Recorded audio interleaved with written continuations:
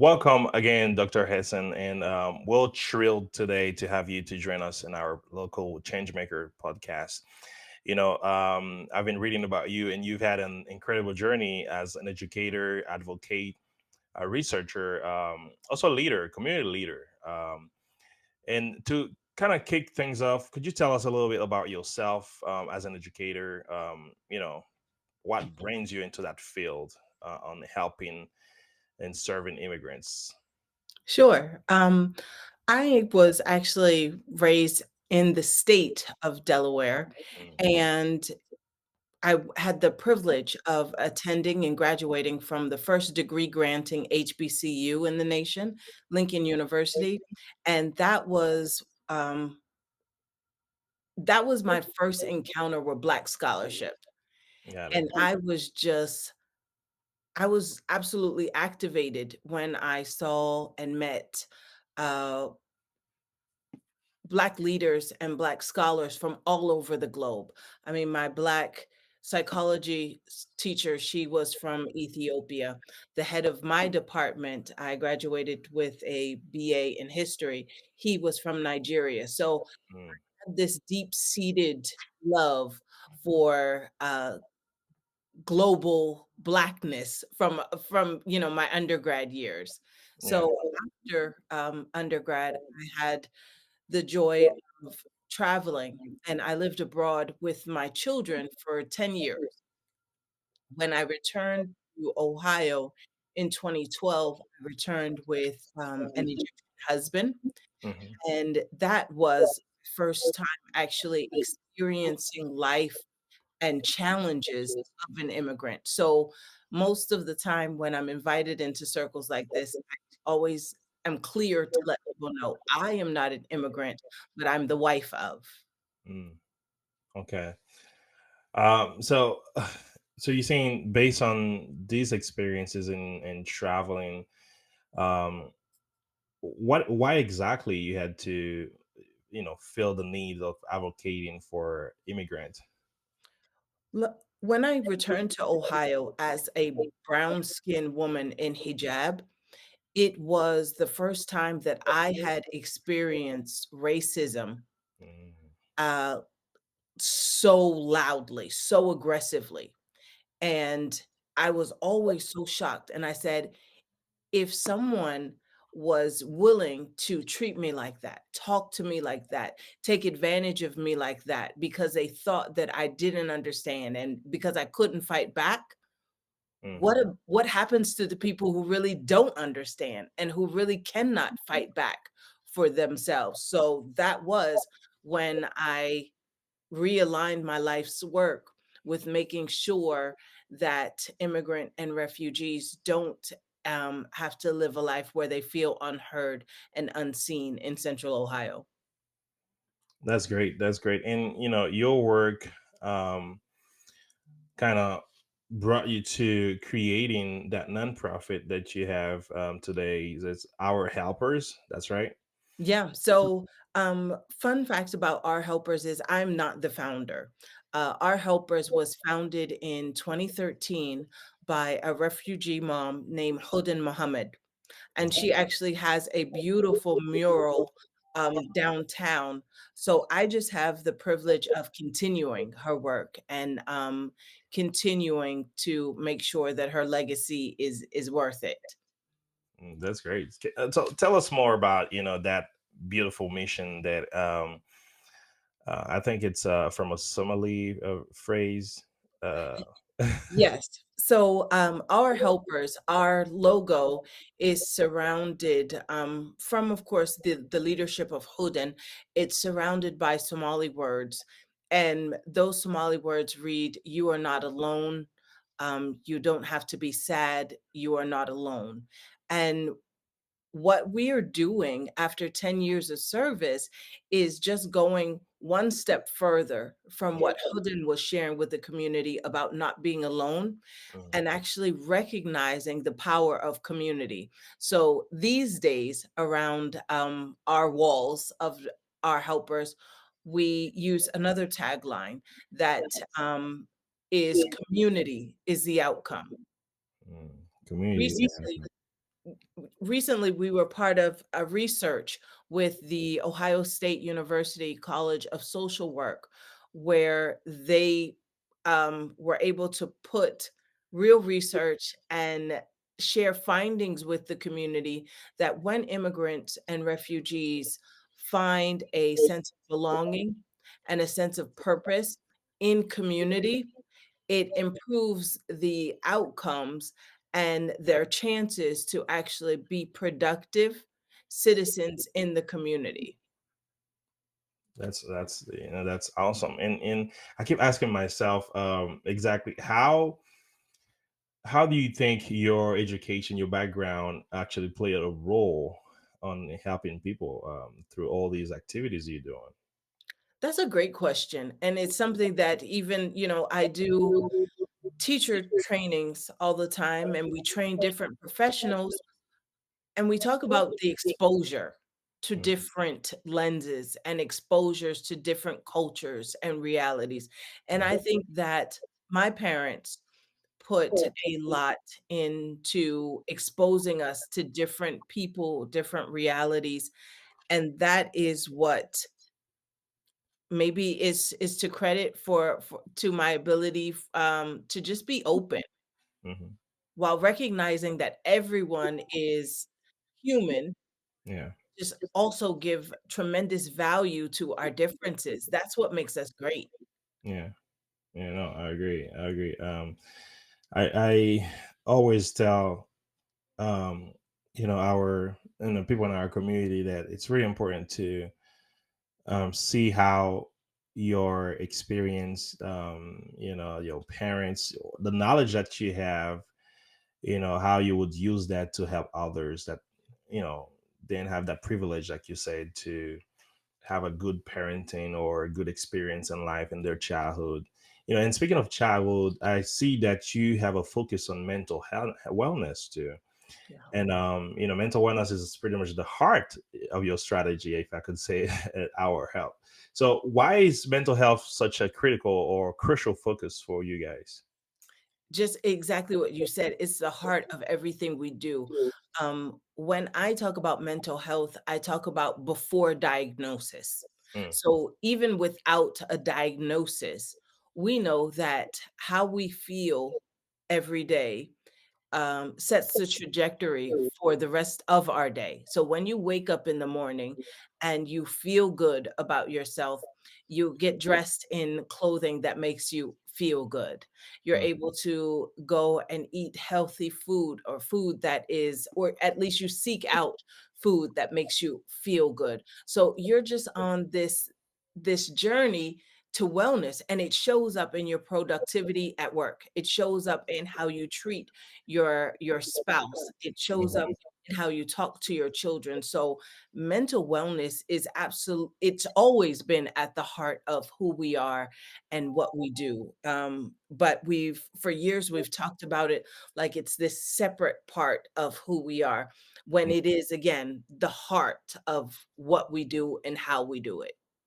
Yeah, yeah. I mean, definitely, we talk about that too in the Haitian community too, and it's actually a subject. It's pretty taboo, and people really, especially me growing up in Haiti, it's definitely something that you don't want to address, or we have different ways to address or to ignore or suppress it.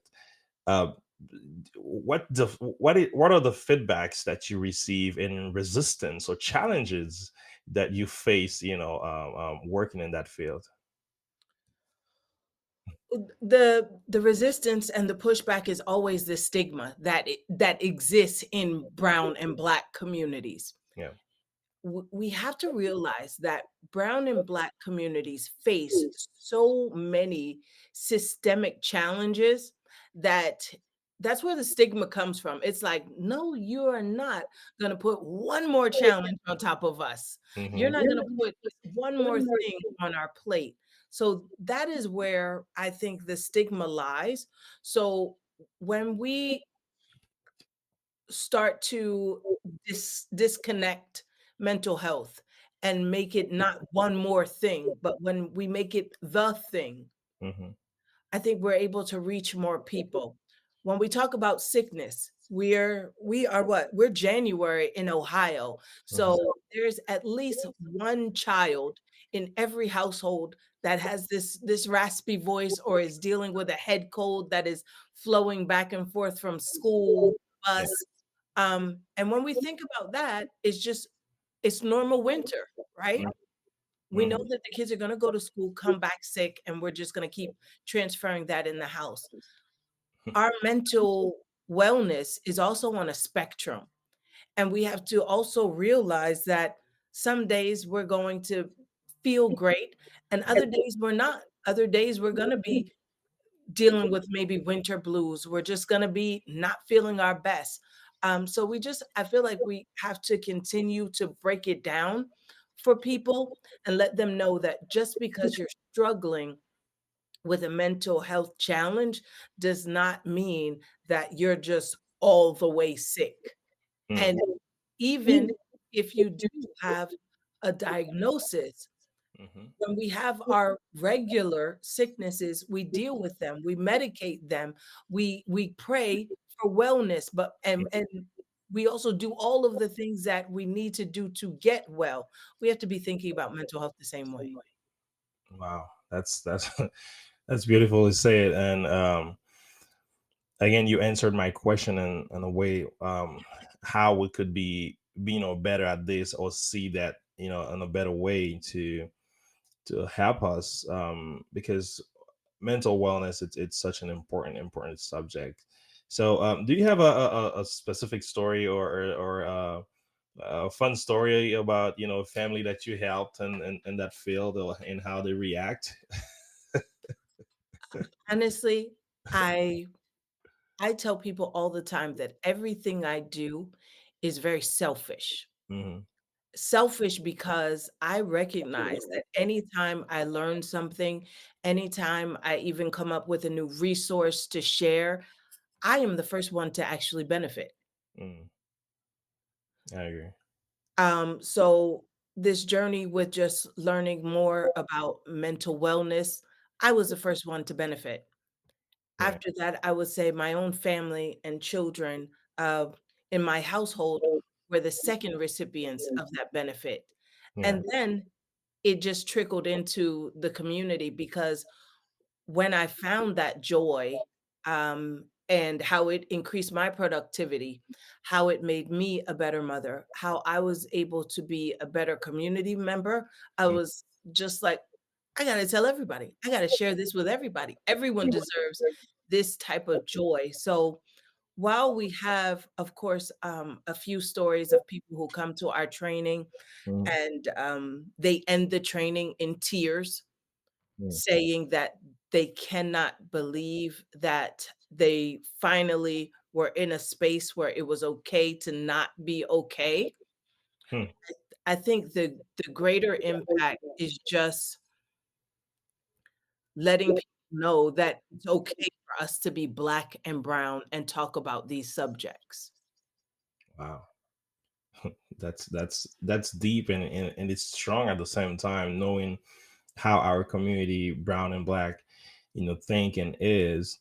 Where we're taught to always be strong, and face things. Don't let people see that you're vulnerable or weak.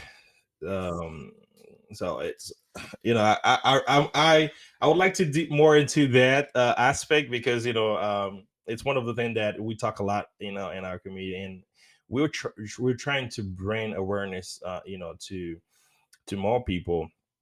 And talking about bringing awareness, how do you guys actually work or reach out to people? Do they reach out to you? How exactly you are helping or getting these people help in that field? That's a great question. I think one of the things that we've been very good at in the last 2 years is reaching out to the smaller pockets of communities that exist. Mm. So in Ohio, contrary to what people might like to put on a national stage, we thrive because of our diversity. Mhm. The success that we enjoy economically, in Central Ohio is because of the work of immigrants. Hmm. With that said, we we do a good job of reaching out to the smaller communities and making sure that they have the resources and support that they need. So we, as an organization, we reached out to the Haitian community in Central Ohio and said, "Hey, we have a community free store where we want to welcome your families to access the dry food staples, and small housing ware and appliances that they may need." We reached out to the Mauritanian community and let them know, hey, we know that there's no ESL classes on this side of town. How can we collaborate? How can we join you in your work and provide these classes? So, what we're trying to do is not take over the work. We're not trying to be the only person doing the work, but do what, again, historically, Black and brown people do well is unite and work together. Right. That's right. That's right. And we actually have that in our flag, Haitian. It's United We're Stronger. Which we have so many proofs of that. Let's take our first break, and when we come back, we'll discuss more about you as a gentle disruptor and DEI and all that. Sure. Thank you for sharing.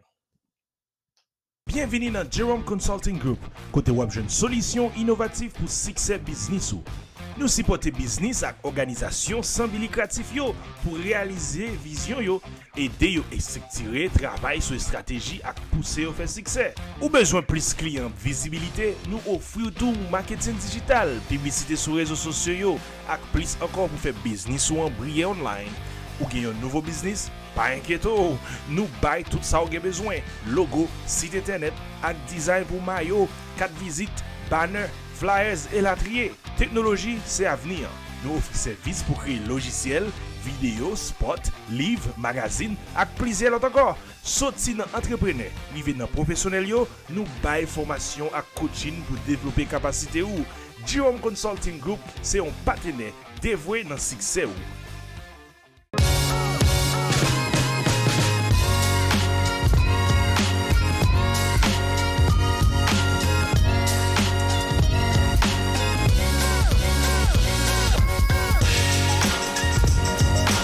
And this second part, we would like to discuss about the leadership, the vision.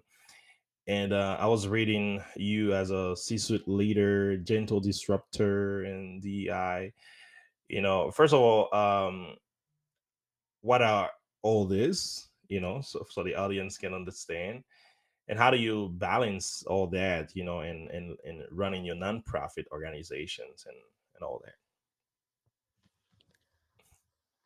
I think, again, if we go back to our raising, um, I was raised in a home where everyone had a job to do, and we were taught, we being my sister and I, we were taught from a very early age that the system only works if everyone does their part. Hmm. So when you talk about juggling all of those hats, I can only do it because I am supported by a family that understands everyone has their part. Everyone has a job to do. So I don't do any of this alone. I'm also supported by a amazing sister circle. That was the reason I was late to you today, because we are always enjoying the the fruitfulness of sisterhood Mm, through the work that we do. great. It's not just work, it's fellowship. It is what we all see our life mission as. So it's not as it's hard work. It is still work and it's hard, but we each feel Sure. very blessed to be able to do it. No, that's so you basically you enjoy the work you're doing. I do. I do. And Yeah. even in that, though, when we talk about mental health, that's part of the skill set Mm, that we have to teach ourselves mm-hmm, as community organizers. I'm sure that you are included. mm-hmm, And teaching other people is that even though we enjoy our work, we do have to learn how to turn off. We do have to learn the importance of self care because we know the age old adage that you can't pour from an empty cup. mm, But I like to add that not only can you not pour from an empty cup, but an empty cup is more fragile. mm, mm. So we have to be very careful about when we're emptying ourselves. It's funny that you are talking about that because it kind of make me think.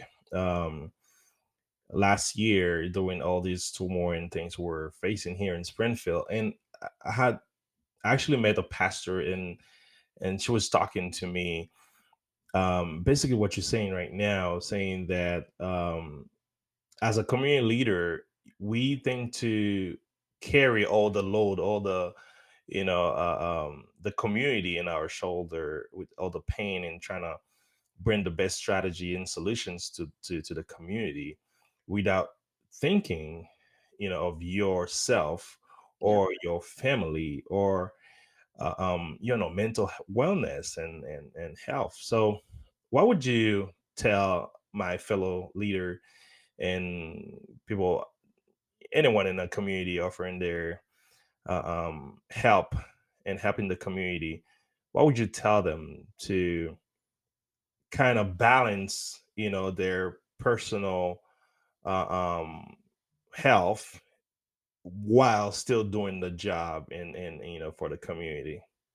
Well, you set me up again for something that I always love to talk about too, is that if we one way to avoid burnout is to make sure that we're actually doing the work properly. Hmm. So you said that we're trying to always come up with best solutions and we're always trying to find the answers. I think our piece is connected with how we're trying to find these answers. Hmm. We want to make sure that we're not planning for the communities that we serve, but we're planning with. Hmm. So when we do have this mindset where I have the best answers, I have the best resources, I have the best coordination, yeah, you're going to not only burn out, but you're going to find out that one day your best is not good enough because it's if we take, this example of parents. So Hmm. for example, I always tell people when we're doing our teen mental health trainings, the statistics say that 97% of teens will consult a peer when they are experiencing a mental health challenge and not a parent. So all these student loans, all this training, all these degrees, I still have to recognize that my own children are going to consult their friend Yeah. when they need help. And I think that that is again because the peers, they don't enter these circles of trust thinking that they know it all. They Mm, come in with that mindset of, okay, let's fix this together. What are we going to do? How do you want us to do this? mm. That's interesting. So that's my first piece of advice to community organizers is to make sure that we're making um, space to listen to the voices that we claim to be serving. Because there's another person that does some incredible work. His name is Tariq Tarvi, and Mhm. he um, has shown up in a few spaces lately saying that refugees come with empty hands, but not empty heads. Hmm, hmm, So especially when we're planning for immigrant and refugee communities, we've got to look beyond the fact that at this particular moment in time, um, their housing may be inadequate. They may not have a car. They may not have the job that they are qualified to have. Hmm. But that doesn't mean that this is empty. Hmm. So let's start calling on them and make more of a community voice, do collective community planning instead of this idea where there's one leader who has all the answers and can do it all by themselves. That's actually, a great piece of advice that will definitely resonate to any community, or any leader. And I'll make sure that I highlight that part, so more people can listen to it. So, again, I believe your organization, just like any organizations, they have their own challenges. What Yes. are some obstacles that you face in the community that we could pick or learn from and overcome in ours? I mean, there's no nonprofit organization that is not going to take the advantage of a platform and not tell you that funding is an issue, right? I agree. So funding um, is always an issue because when you are when you're serving a community that, like I said, has been marginalized Mhm, and is just experiencing a season in their life where mhm, they may not have everything they need, it's hard to convey that whole story mhm, to funders and to make sure that you are presenting the narrative carefully and in like what I'm saying, like in means of just a season. mhm, So our organization is very particular about not fostering this story of immigrants and refugee families just always being destitute, mm, of always being poor, of always not speaking English. No, mm, this is a season in some of the for some of the families that we serve. But with careful guidance and support and thoughtful programming that is intentional, we can help families out of this season. And that is, I think, something that we're doing very well. no, that's good. And I like the way you present, and making sure that the immigrant doesn't mean poor. Immigrant doesn't mean like you're empty-headed, and you just happen to be a refugee and be in a situation, and give us tools, give us guidance, so we can thrive and the whole community can thrive together. Yeah. So that's really interesting. So, in my list, I do know that um, we have different, if I can say, a different group of immigrants, right? Um, and what do you think um, the immigrants in their end could, from people that was living in the states before, and the new immigrants coming, what advice would you give on both sides in terms of how to welcome and how to integrate on the other side? Yeah.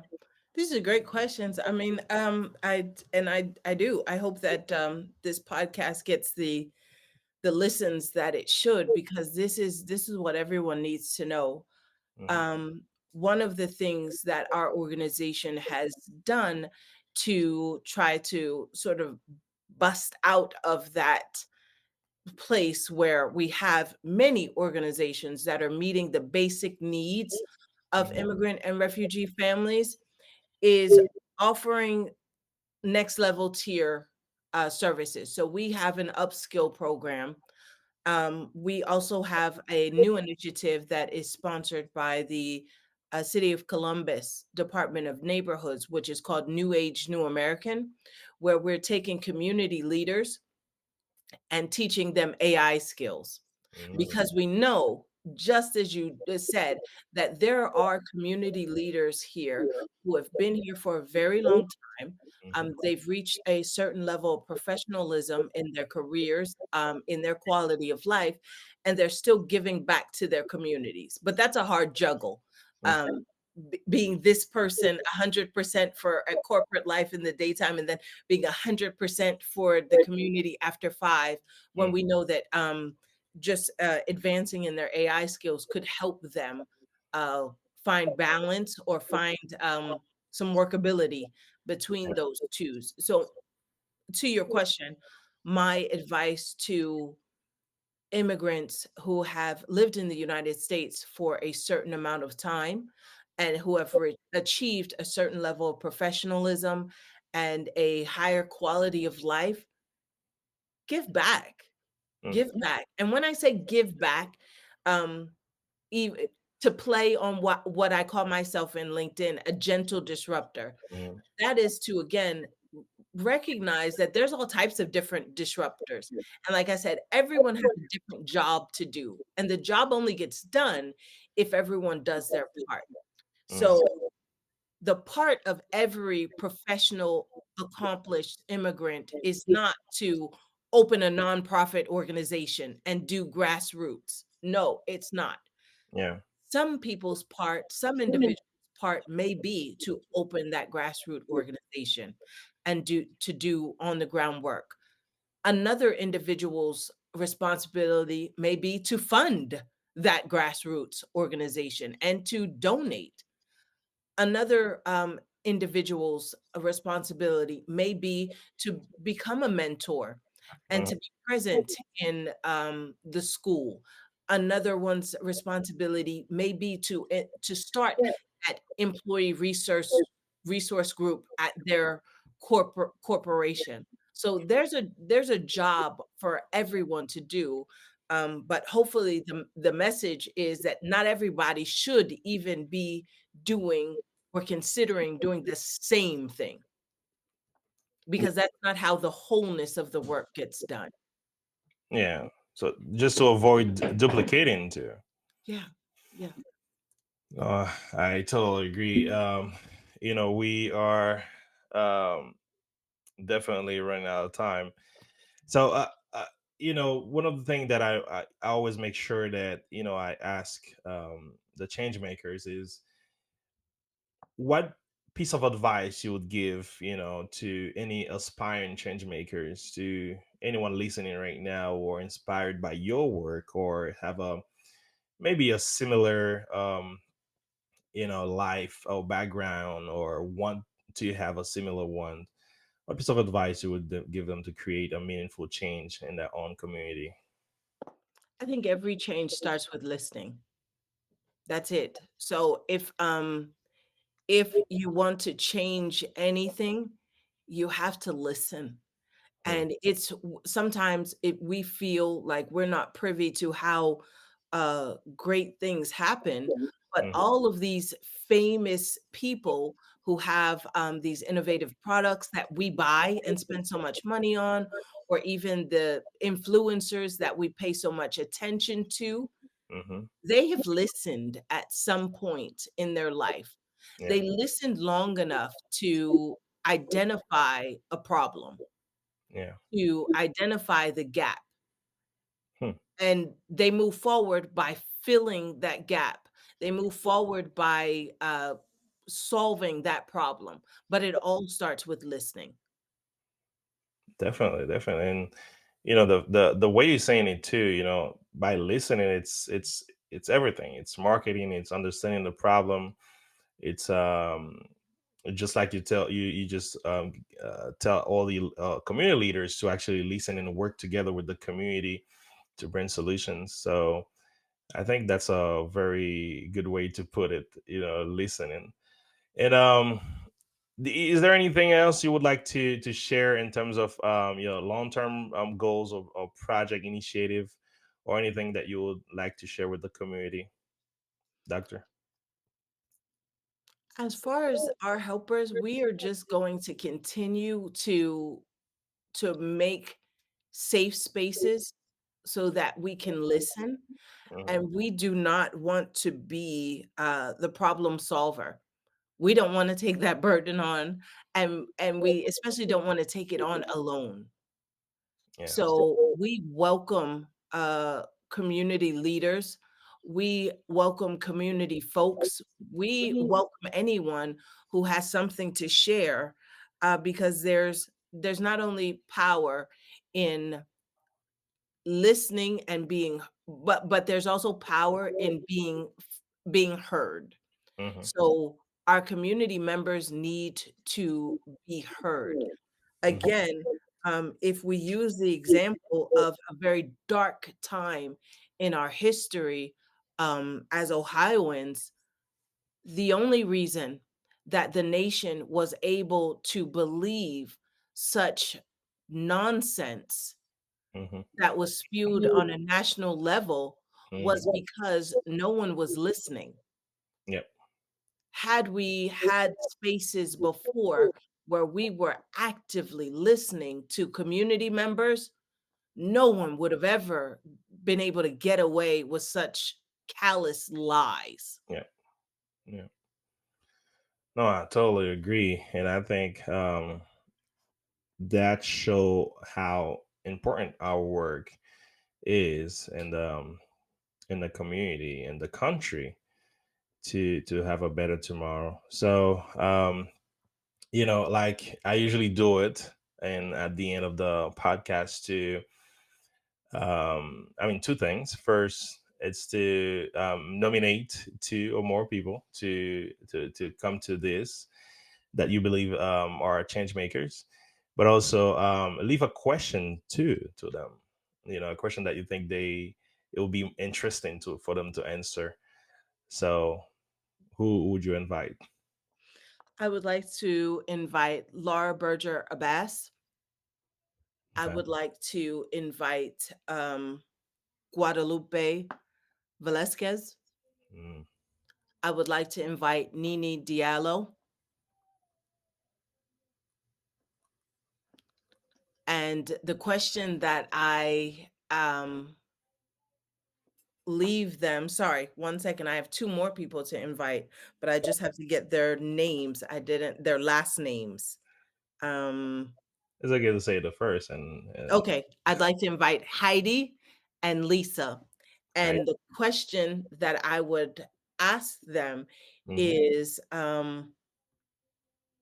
how does sisterhood Mm. fuel your passion for service? Wow, I'd like to know that. I'd definitely like to know that. So thank you very much, Dr. Hassan, for taking the time to share your incredible journey and work and with us today.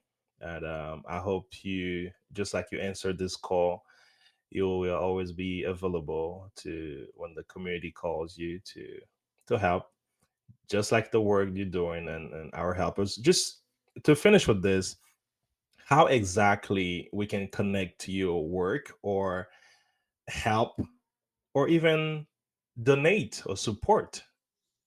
Yeah, sure. We have a website, Mhm. ourhelpers.org, and Okay. there you can look at the work that we've done through the years. Hmm. Like I mentioned, we are on our 11th year of service, and of course, there's a opportunity to donate there.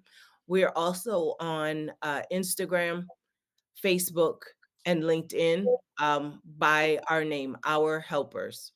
Our helpers. Well, thank you again, Dr. Hassan, and for your dedication and leadership, and for all these good advices you just shared to our community. And thank you to our listeners too for tuning in that podcast, the Local Changemakers. Stay inspired and keep making a difference in our community. And until next time.